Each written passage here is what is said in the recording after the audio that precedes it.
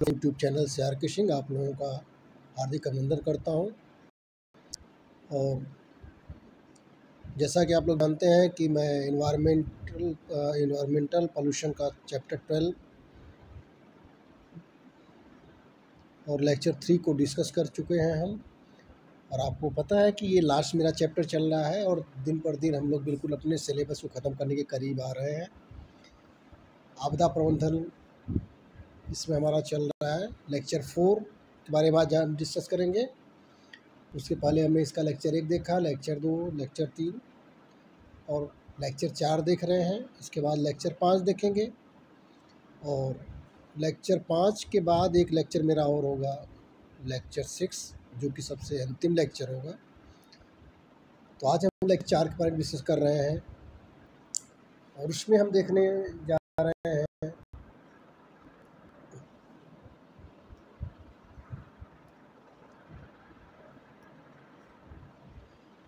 आपदा से आर्थिक एवं विकास की स्थिति पे,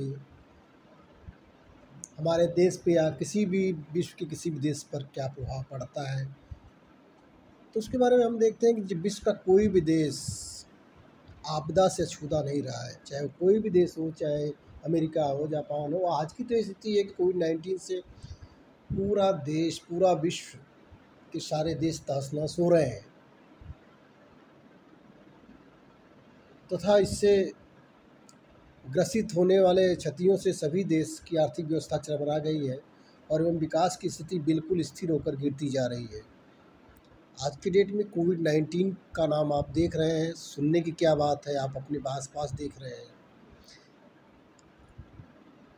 इसके पहले तो हम पुरानी आपदाओं के बारे में इस चैप्टर में डिस्कस करते थे, लेकिन आज सबसे जीता जागता उदाहरण है कोविड-19 का, कोरोना वायरस का, जो कि एक बहुत बड़ी आपदा बन के सामने आई है। इसके पहले जो भी आपदाएं होती थी उनको हम कंट्रोल कर लेते थे, लेकिन आज के समय की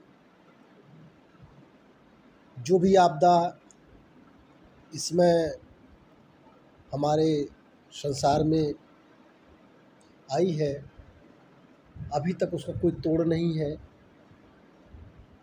हमारे साइंटिस्ट उस पर लगे हुए हैं। तो इन सबको देखते हुए कोई भी देश जब आपदा आती है तो उसकी आर्थिक स्थिति और विकास की स्थिति चरमरा जाती है।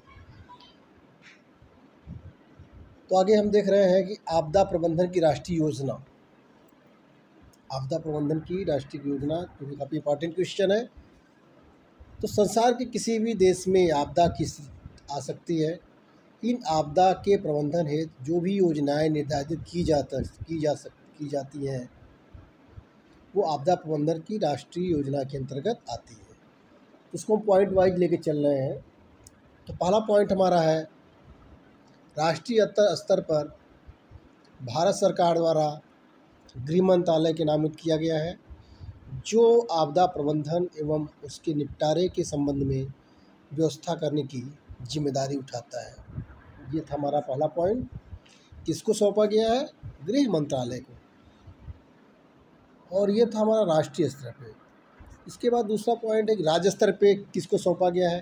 तो राज्य स्तर पे राहत एवं पुनरुद्धार आपदा प्रबंधन विभाग, जनपद स्तर पर जिलाधिकारी, खंड विकास स्तर पर पंचायत समिति, गांव स्तर पर ग्रामीण आपदा प्रबंधन समिति को निगरानी का अधिकार दिया जाता है। और तीसरा पॉइंट है, इन सभी के अतिरिक्त मौसम विभाग द्वारा चक्रवाती तूफान एवं भूकंप की जानकारी देना, केंद्रीय जल आयोग द्वारा बाढ़ की जानकारी देना, रक्षा अनुसंधान एवं विकास संगठन द्वारा, जैविक एवं नाभिकीय परिषद द्वारा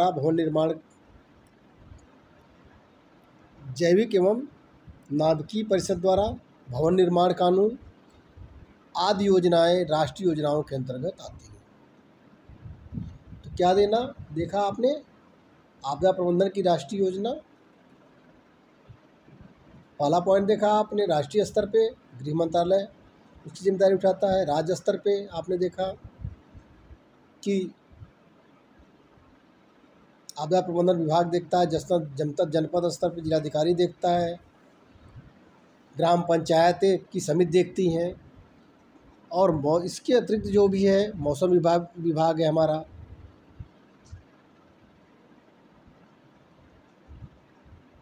केंद्रीय जल आयोग है हमारा। ये सारे योजनाओं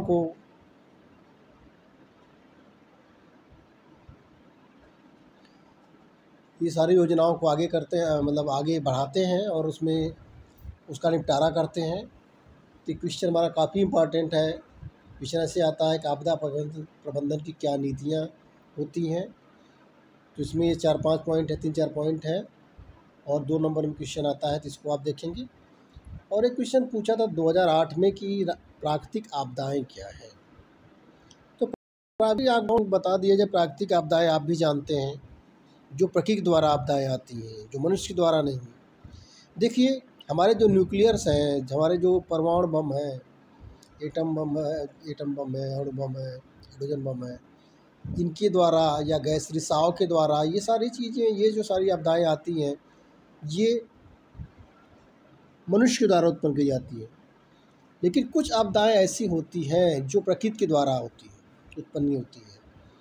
जैसे आंधी हुआ, तूफान हुआ, सुनामी हुआ, बाढ़ हुआ, ये सारी आपदाएं प्राकृतिक आपदाओं के अंतर्गत आती हैं। तो उसी में पहले पॉइंट पे हम डिस्कस करेंगे भूकंप। तो पहले हम देखते हैं भूकंप है क्या, कहते किसको है। तो भूकंप की परिभाषा में आप लिखिएगा कि बिना किसी पूर्व सूचना के पृथ्वी में होने वाली उथल पुथल से पृष्ठतल कुछ सेकेंड के लिए कंपित हो जाता है, और यही क्षणिक कंपन भूकंप कहलाता है। सबसे सटीक परिभाषा है कि किसी भी कोई सूचना हमको ना हो और एकाएक पृथ्वी में उथल पुथल होने लगे, और उथल पुथल होने से चंद सेकेंड के लिए हमारी धरती कांप उठे। तो यही जो धरती का क्षणिक कंपन है, चंद सेकेंड के लिए पृथ्वी में जो कंपन होता है, भूकंप कहलाता है। तो इस तरह से इस लेक्चर के अंतर्गत हमने देखा आपदा से आर्थिक एवं विकास की स्थिति का का हमारे विश्व पर, हमारे देश पर क्या प्रभाव पड़ता है, उसके बारे में हमने देखा। आपदा प्रबंधन की राष्ट्रीय योजना के बारे में देखा, और एक क्वेश्चन का हमने थोड़ा सा पार्ट देखा कि प्राकृतिक आपदा क्या होती है, उसमें हमने भूकंप की परिभाषा देखी। तो इस भूकंप की परिभाषा के साथ इस लेक्चर को हम यहीं पे समाप्त करते हैं, और अगले लेक्चर 5 में हम देखेंगे कि विश्व में कौन कौन से, विश्व के किस किस जगह पे भूकंप आए और कहाँ कहाँ आए, वो भी पूछा जाता है। तो इस तरह से इस लेक्चर के लिए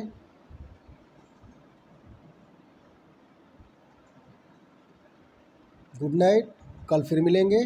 जय हिंद।